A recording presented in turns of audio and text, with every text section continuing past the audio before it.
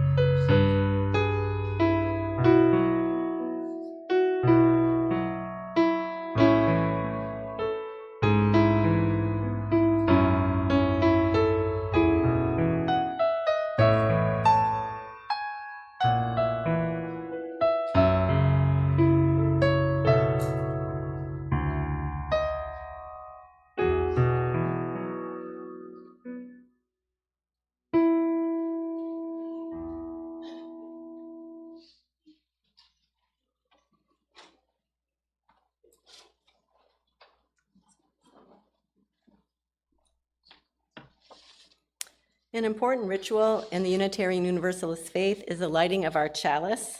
Unitarian Universalists have many different interpretations of the flaming chalice, including the light of reason, the warmth of community, and the flame of hope.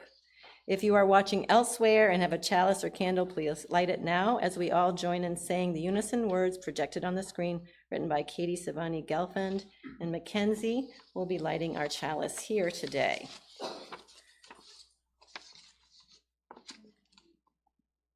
We light our chalice as a symbol of gratitude, and we celebrate the abundance of our lives together. In this sanctuary, we harvest bushels of strength for one another, and offer our crop with the hands of compassion and generosity. In the authentic and gentle manner of our connections, we cultivate a simple sweetness to brighten our spirits. May we be grateful for the ways we nourish and uplift each other, for it is the sharing of this hallowed time together that sustains us. And Mackenzie, you got that thing to work. Good for you.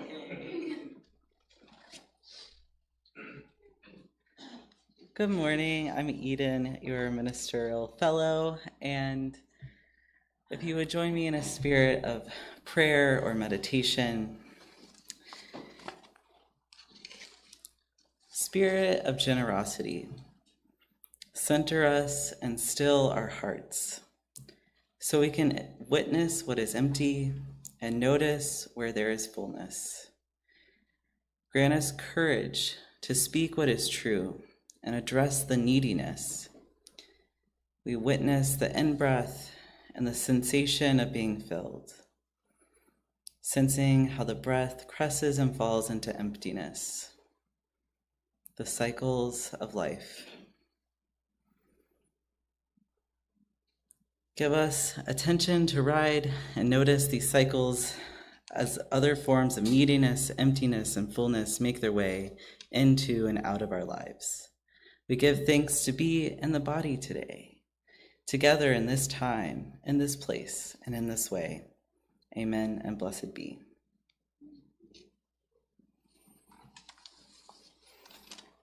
So I invite you to take a moment to greet someone you don't know this morning or wave hello to make a new connection. And then we will turn to the gray hymnal after.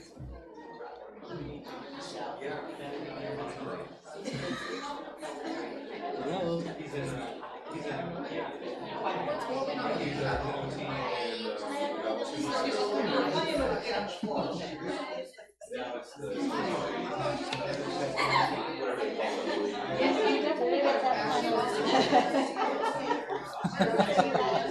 I love that.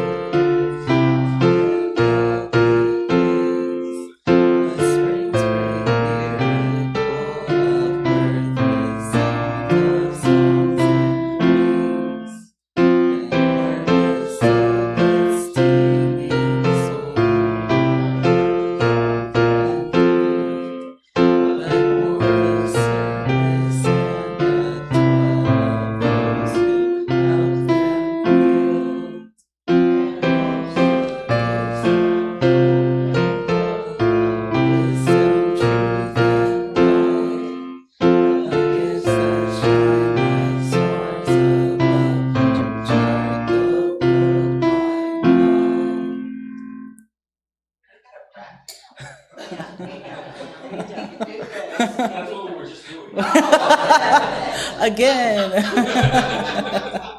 We got this. We can do this.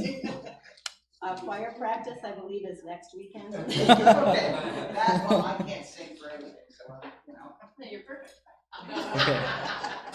Even the Christians are all about making a joyful. there you go. Make a joyful noise unto the Lord. Yes.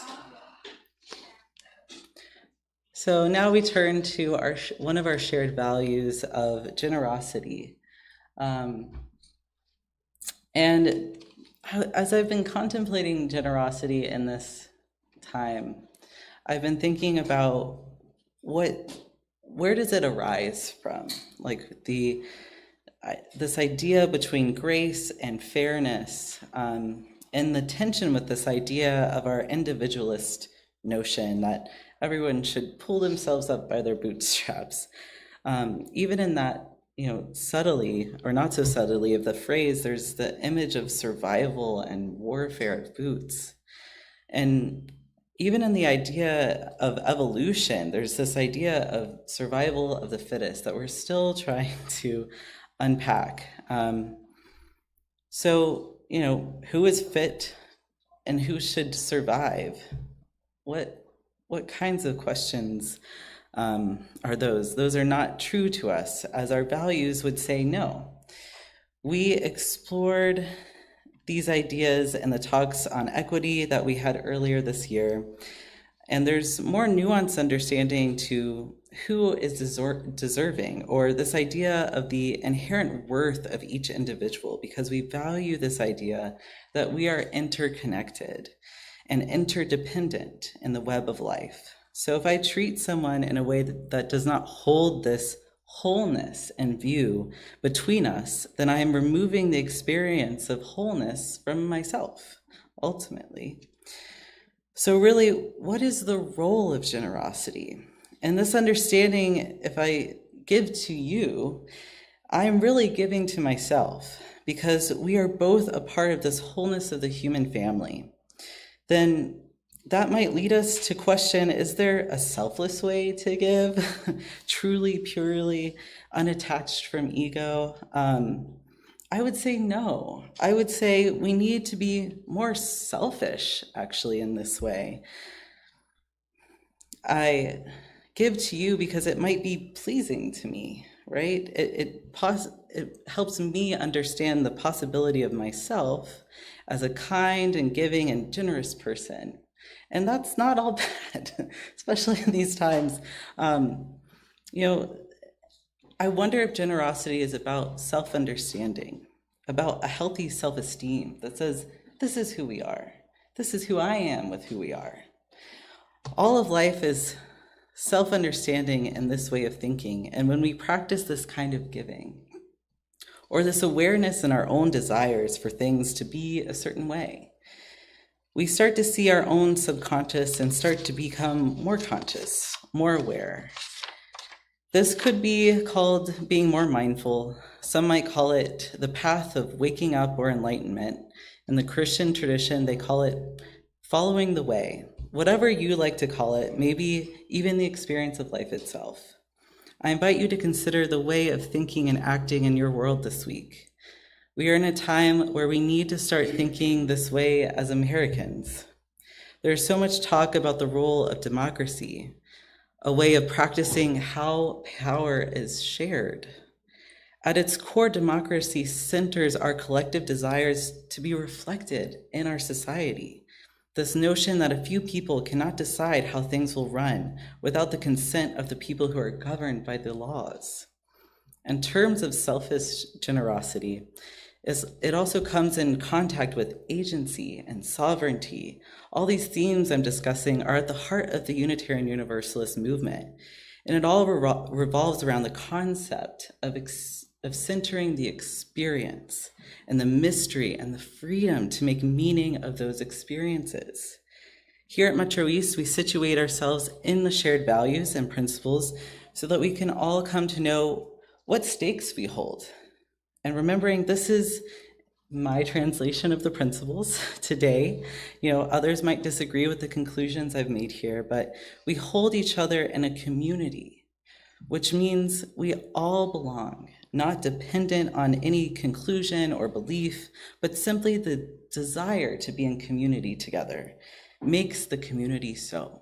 So thank you for being here with us.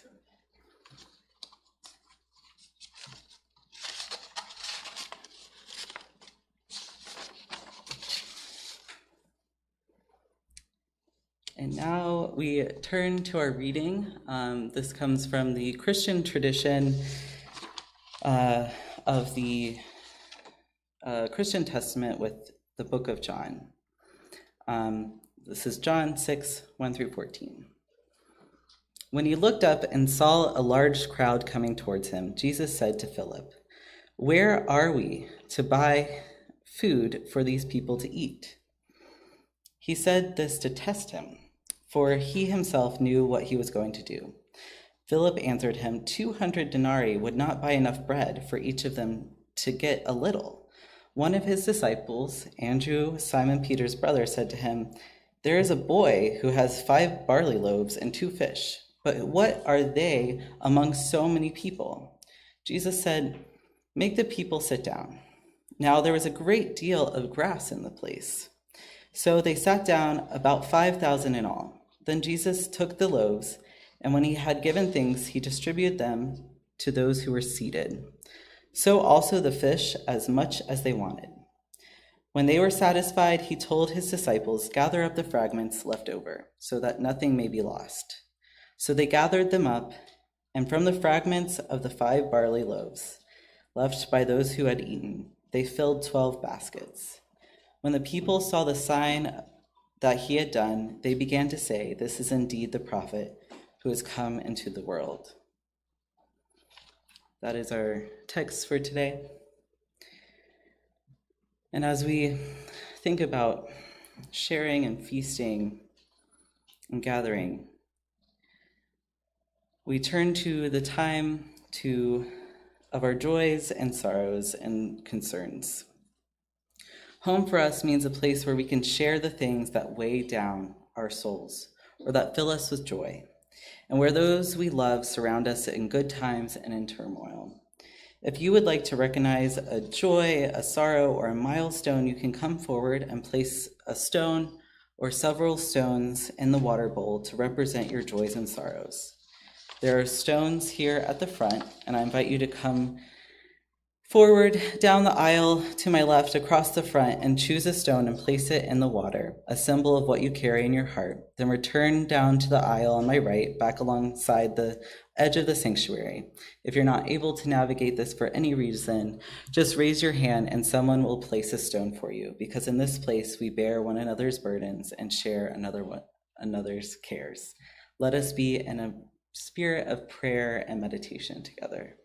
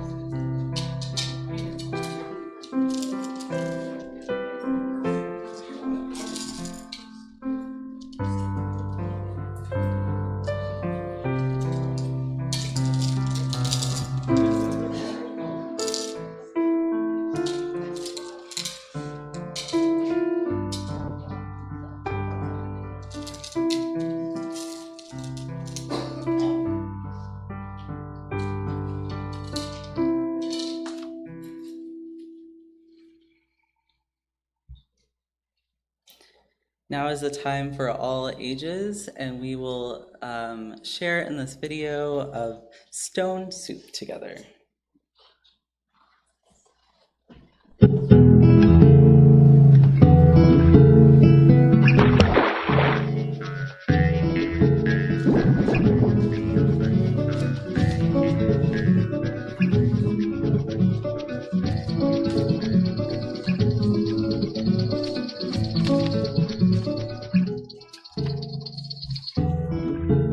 There was once a comfortable little village nestled in the mountains. The people who lived there had more than enough to keep themselves content. One day, 2 travelers came along. Their coats were tattered, their hats were torn, their dusty shoes had holes in their soles. Hungry and tired, one traveler said to the other, "Surely someone here can spare a bit of food?" They knocked boldly on a door. It creaked open, and a woman asked, "What do you want?" "Please," said one of the travelers, "we are hungry. Do you care? Will you share? Do you have any food?" The woman squinted her eyes and tartly replied, "No." She quickly slammed the door shut. The travelers walked a little farther down the road and knocked on another door. A young boy answered. His chocolate-brown eyes were sweet. "Good day," he said shyly. "What do you want?" "Please," said one of the travelers, "we are hungry. Do you care? Will you share? Do you have any food?" The boy replied, "There's no food here," and closed the door. The travelers wandered wearily through the village, knocking on every door, but everywhere they heard, "I don't care. I won't share. There's no food." They sat to rest beside a well. One traveler sighed and clutched his empty belly. He said, "If there is really no food in this elegant little village, then the people who live here are in greater need than we are. We should make them our magical soup."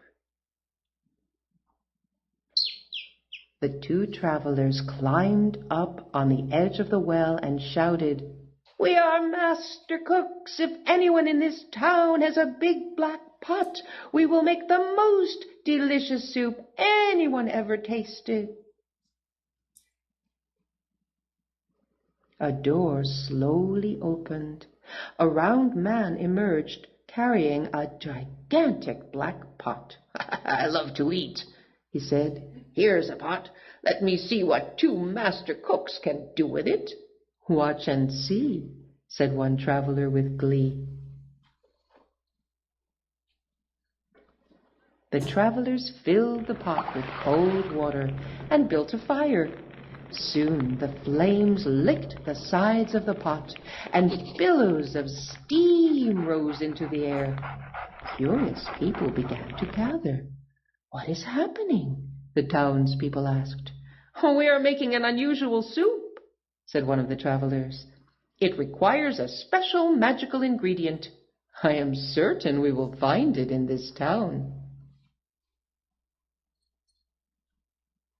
All the eyes in the crowd watched as one of the travelers reached down and picked up an ordinary stone.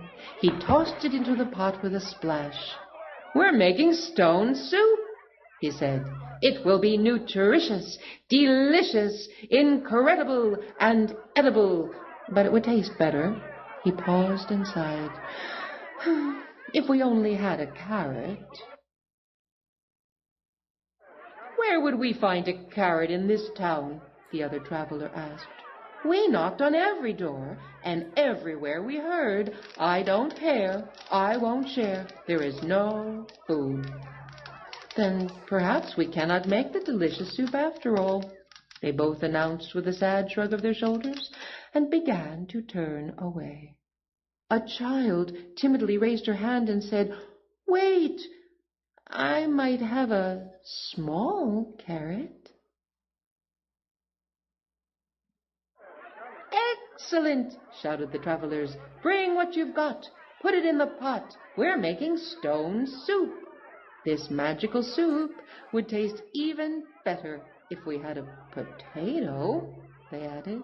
A deep voice in the back of the crowd called out, "I have a potato." "Wonderful!" shouted the travelers. "Bring what you've got. Put it in the pot. We're making stone soup. It would taste better still," they said, "if we had just a few more ingredients." "Perhaps," said one villager, "I could bring a green bean." "Well," said another, "if you are going to bring a green bean, I will bring a kernel of corn." "I shall not be outdone," cried another. "I will bring an egg noodle." One by one, voices announced, "I will bring a slice of celery. I will bring a pinch of pepper. I can bring a sprig of parsley. I might have a tiny turnip." "Well, why are you waiting?" cried the travelers. "Bring what you've got. Put it in the pot. We're making stone soup."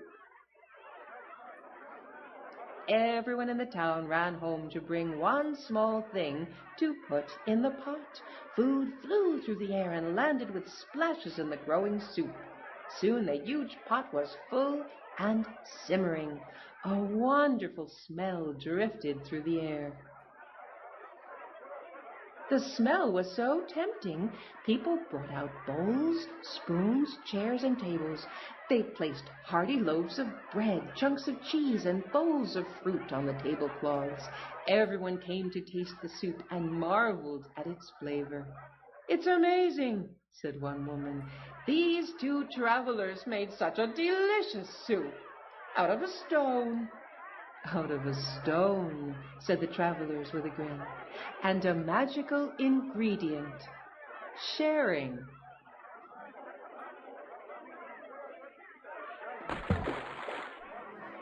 As the travelers left the town, they said, "If anyone ever wants to make this soup again, just remember the recipe.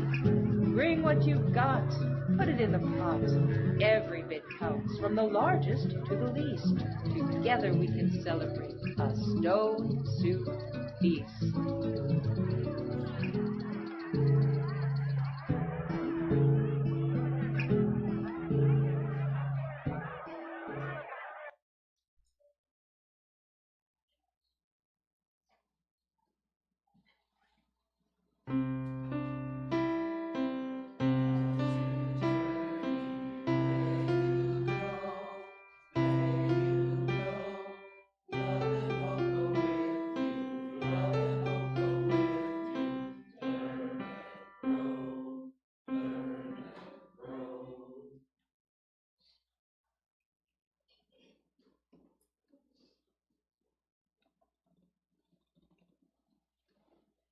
Another challenge.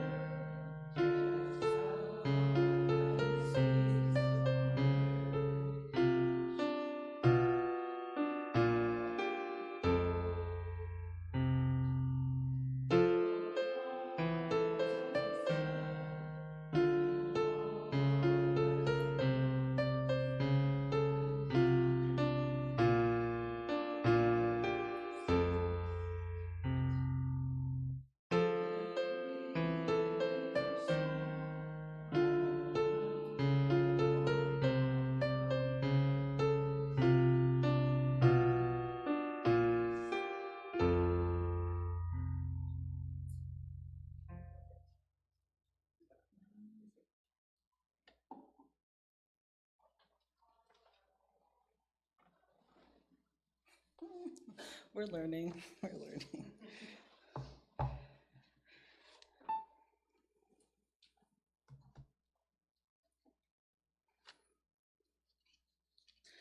So I wanted to gather both the something in the Christian tradition, but also something in the European folk tradition of stone soup to help us think about this idea of using what we have. And,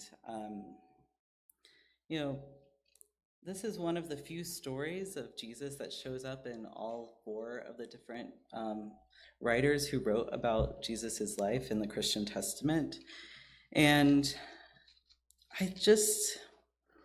I chose the writer of John's Gospel because it not only is the only one that has the child who brings forth these loaves, it's also one where he asks the question of, what are we going to do? Like this kind of inviting, leading.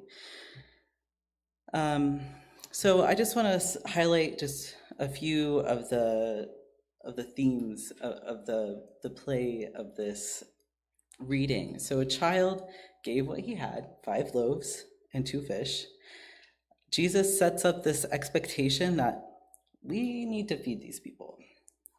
Then asks his disciple to get the people to sit down together.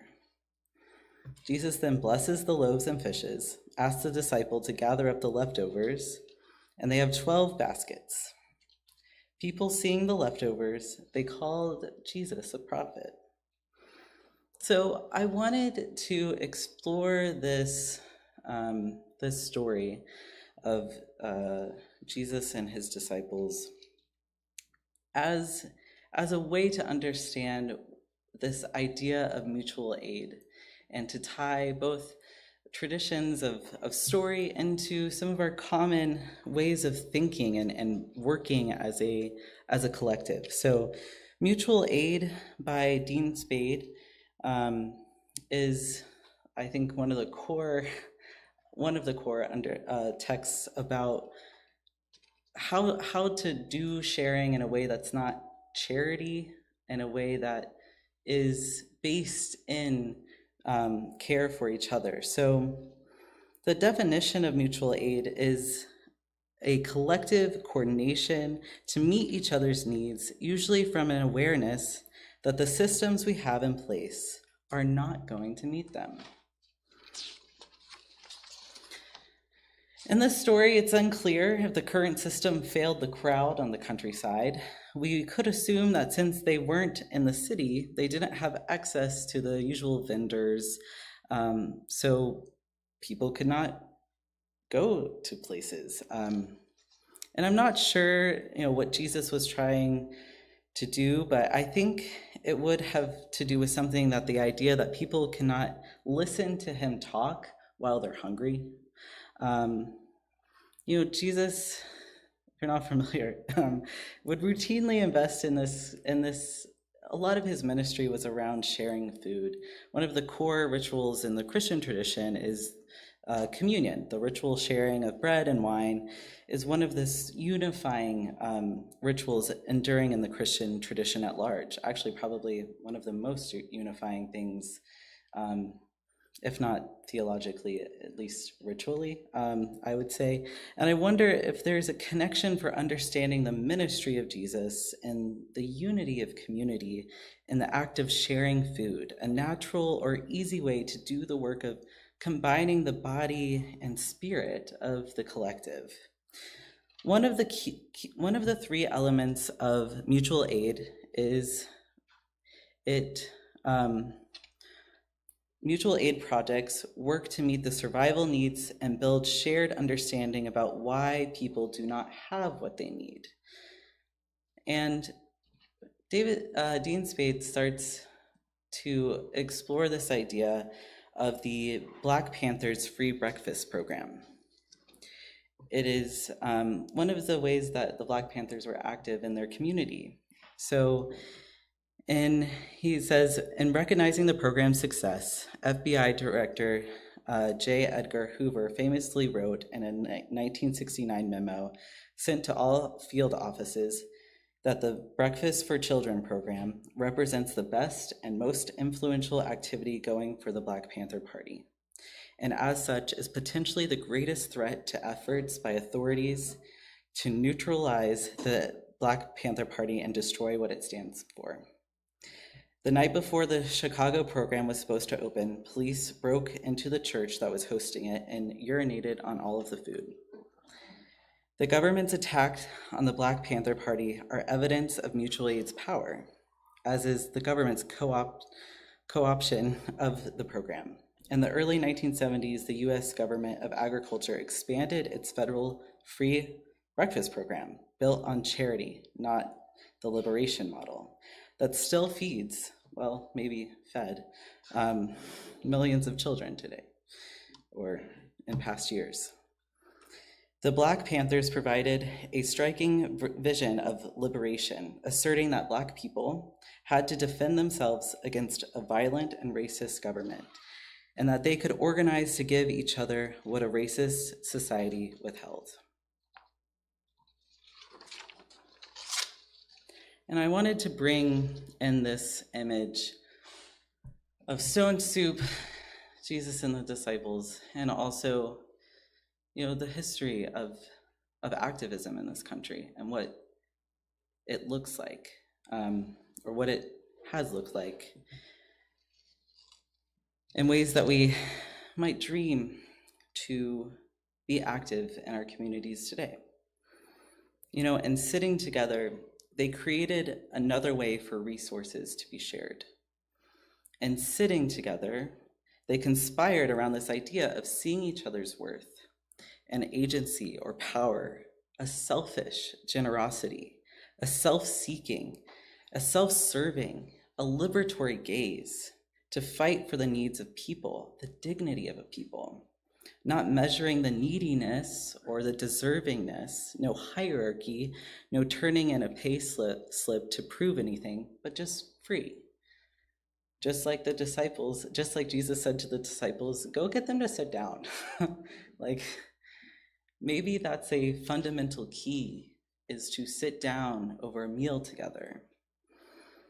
And I also am wondering about this freedom, this practice cultivates itself, that it's contagious, this idea of the spreading of loaves and fishes into 12 baskets, all with so many people. And I wonder about what really attunes us to our true nature of love.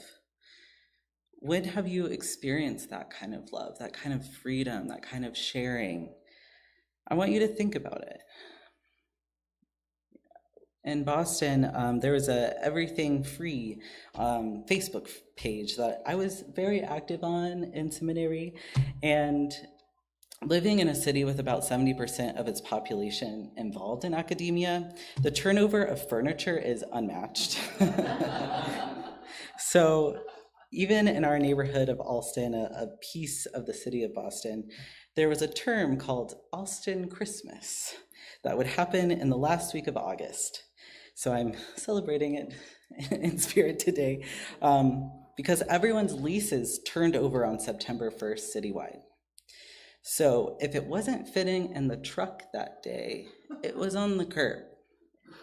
I wrote this sermon on a desk that came from the streets. I slept in a bed frame that I didn't buy.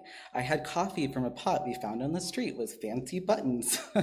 And I had coffee on the couch that someone bought new and only used for a year before giving it away. Breakfast was on a table and chairs, found nearly new, but also by the dumpster. All these little acts of generosity meant we went through so many different iterations of furniture in our apartment, using things, and then putting them back on the street for the next person as we found other things. It was a taste of this freedom, of this flow of, we're a part of this thing. And I wonder if it was a side effect of the agency that we could feel and the collective action that we could feel under the oppressive rule of ever-increasing rent. That this was a one thing of care that we could do for another person having to pay way too much in rent. And it felt connecting, especially during the pandemic, to see things out on the street and be like, oh, somebody just got an upgrade in there, a new desk. I guess I'll take that one. So,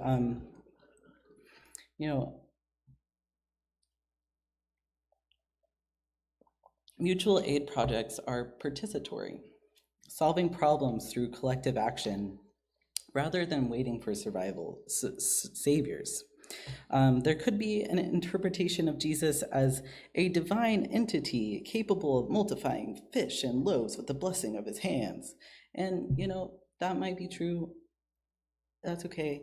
But if this story is an allegory or a model for the current nonprofit structure or charity structure, we might see Jesus and his disciples call in their bread guy and their fish guy to be able to write off a portion of their year-end taxes because they had been lobbying Jesus and his disciples to go to the countryside away from the other vendors to have sole control of his followers' business. And they would call it the miracle of happenstance and wonderful charity. But as an allegory for mutual aid, I wonder if this miracle is the ability to see one's own ability and the relationship with the other and work together.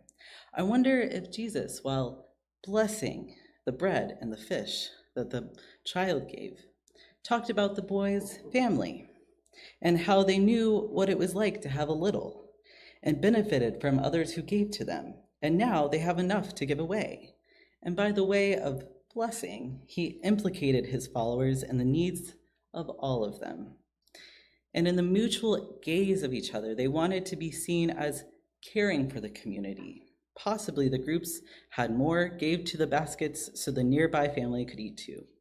And maybe Jesus talked about how those who aren't even counted, the ones who God sees as the most faithful, because in this account, only the men of the gathering were counted, not the children and the women.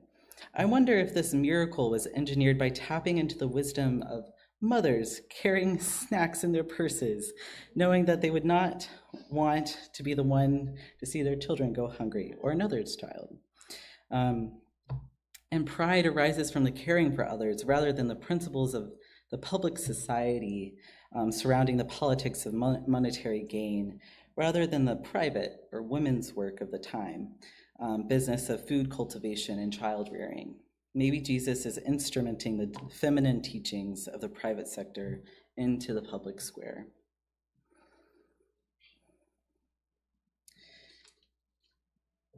So, and this idea of saviorism, or this idea that, it's Jesus doing it all, I bristle against, and I think Dean Spade does too, because he says the idea of saviorism is actually dangerous to the work of mutual aid. It would not be fit. It actually goes against, the mutual aid projects, because saviorism or self-congratulation and paternalism, populations facing crisis are cast in the need of saving, and their saviors are encouraged to use their presumed superiority to make these people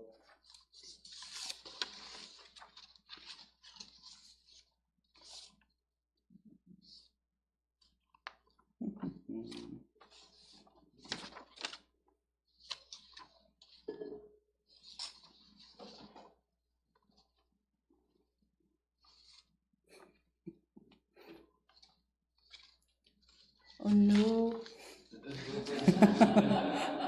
Did it. Not Brent all the way. All right. Cool. Improv. All right. Here it goes. So,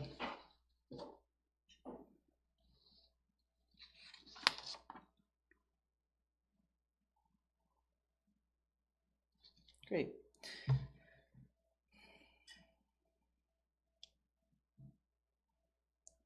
So it goes on to talk about how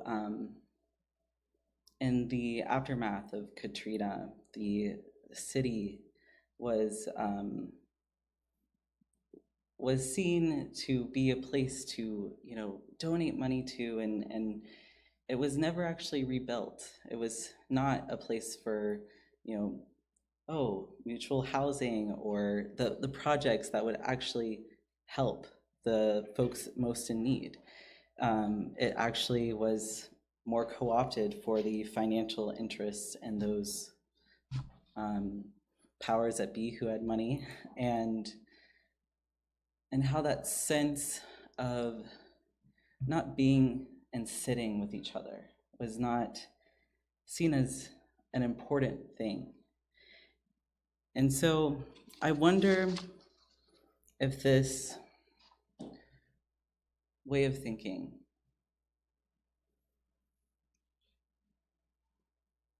helps us see these stories and see ourselves.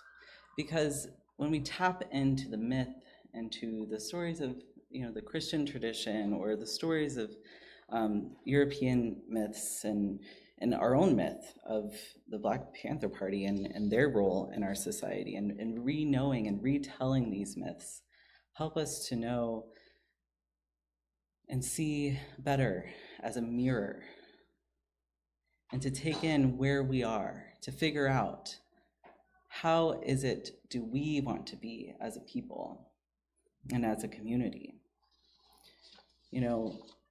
I've been talking about this idea of generous and selfishness, and I think there's been a moral sense that being selfish is bad.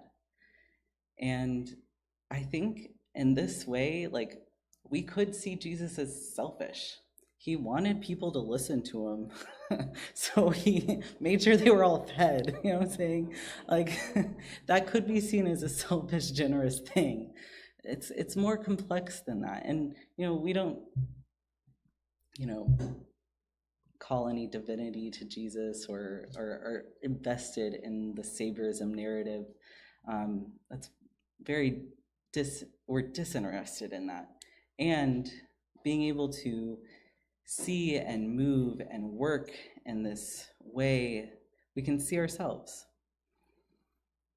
Because, in that neighborhood in Boston and in these different ways, we see our community, and I have a selfish vision.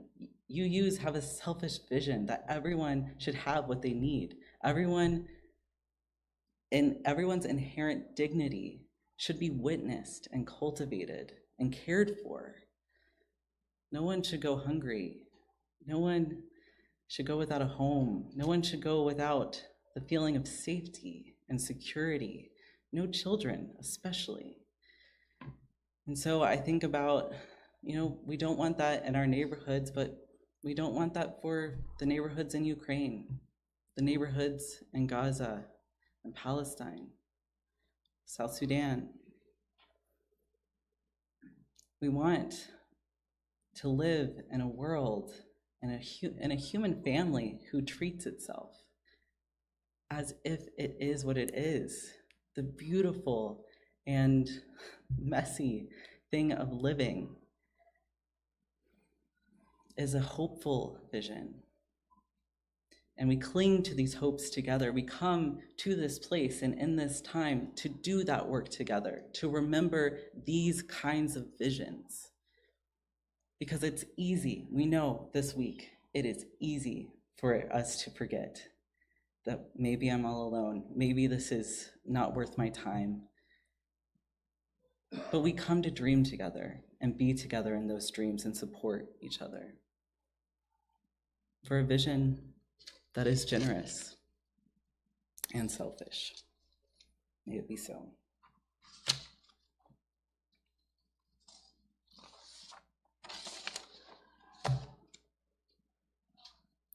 Now we turn to number 128, For All That Is Our Life, in the gray hymnal. We can do it.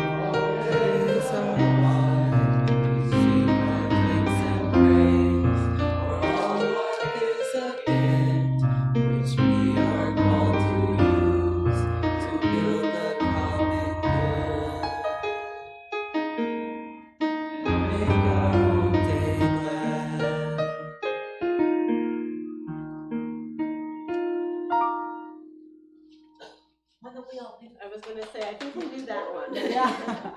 I think we do that one. We can do it, see? We can sing. Oh, actually, oops.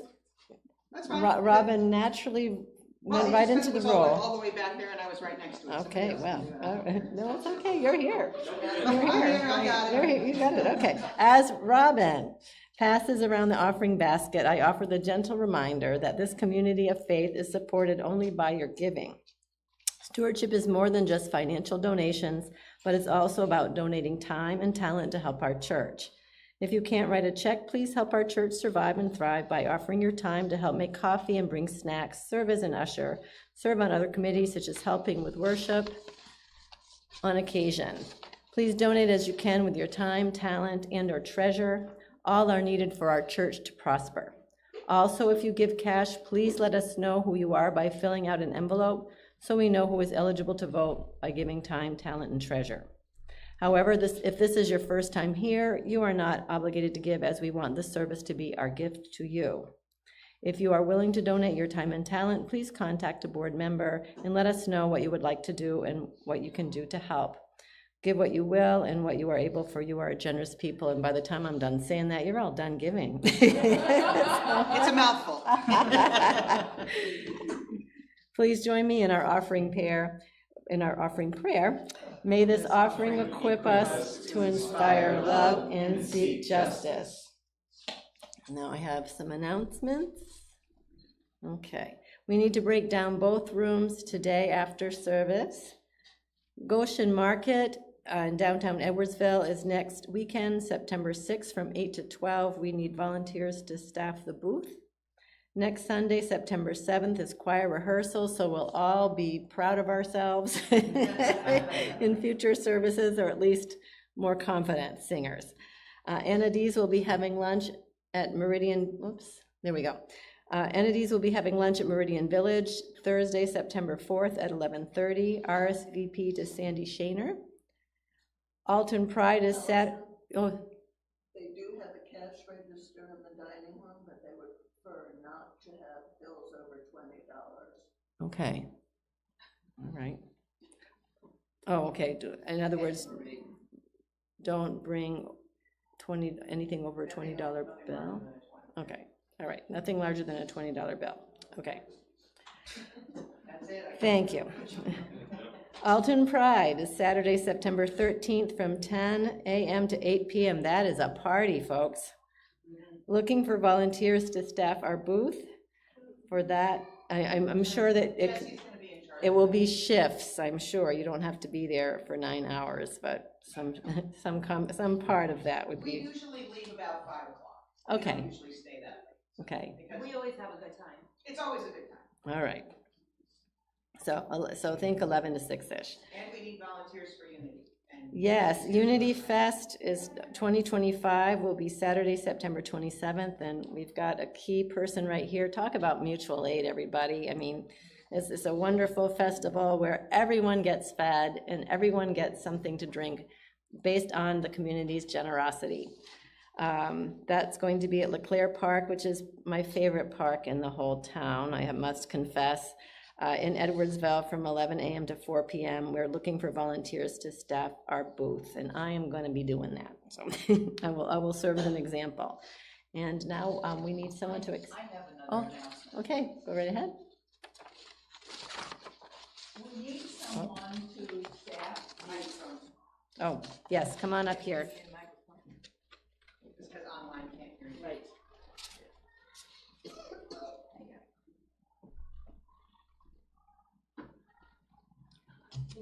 We need someone to volunteer to staff the check-in attendance book on the second Sunday of each month from now on. And you can, sometimes we can, alter the date, but we do need someone there. Right now, we have Pete and Brian serving one Sunday a month, and I take 1 or 2 Sundays a month, but we would need another person if possible. So please talk to me. Thank you.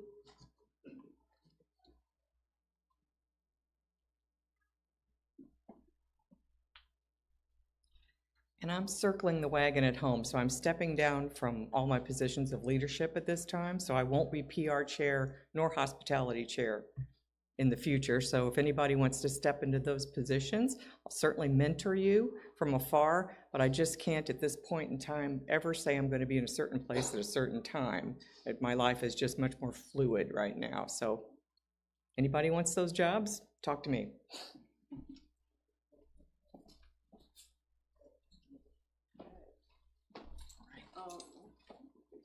I am the president, but that's not why I'm here. I bring announcements from the other room. So Jennifer Lewis is going to be having some of the kids at, I think it's the farmers market. So if you would like to volunteer for that, talk to her. And also, the more important and ongoing volunteer thing is being a teacher for RE. RE is starting back up, and we would love teachers, especially if you're not a parent of one of the kids. Being a teacher would be fantastic, you know. Jennifer does all the lessons. You don't have to like figure out what wisdom to impart to these children. The amazing Jennifer Lewis has that information for you. So you're allowed to impart wisdom, but she's got some for you. It's already there. It's ready. So it's great. Talk to Jennifer Lewis for the new RE year. Teaching is great. It's a great way to give it to the community. I see no one else coming forward, so I guess I'll extinguish the chalice unless, is there someone in your pew who wants to extinguish the chalice? Okay, excellent. We've got a family effort going on here. Thank you so much. There you go. And now that the chalice is extinguished, please repeat these words with me. The light of truth and meaning cannot be put out. We are the keepers of this flame until we meet again. And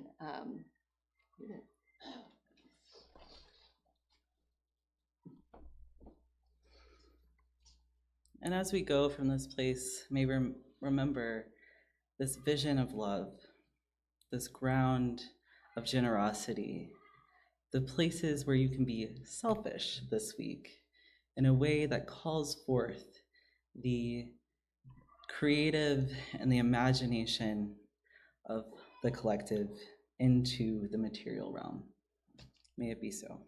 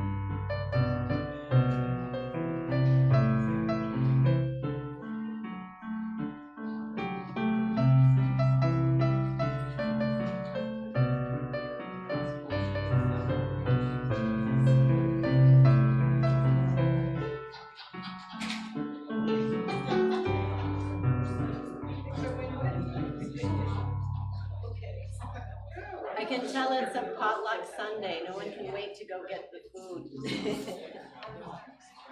Everyone is anxious to go.